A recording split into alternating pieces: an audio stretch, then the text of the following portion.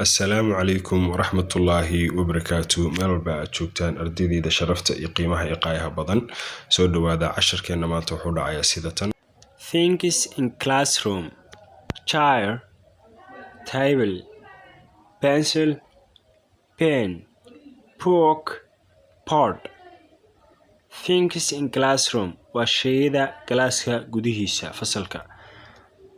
Chair kursi, table miis, pencil qalin qori, pen qalin biire, book waa buuga, board sabuurada amba blackboard.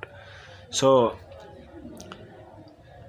erayada micnaheedana waa idinku soo qoray ardaydeeda qiimaha qaayaha badan ku dhawaaqistana waxaa idin soo saaray cod ahaan.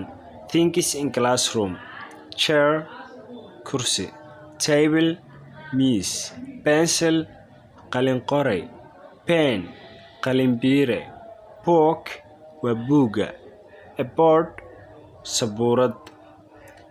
insha Allah casharo kale oo taxanaana way jiri doonaan oo inoo sii socon doono eebaha awoodda leh hadduu ka raali noqdo. qunyar socdo qodximo muddo markana maxay dhahaan cirbad ururti masaar waa. marka day after day waa inaa wax kororsataa, maalintaada ay ka faa'iideysataa beritoole si ay wax kuugu anfacdo.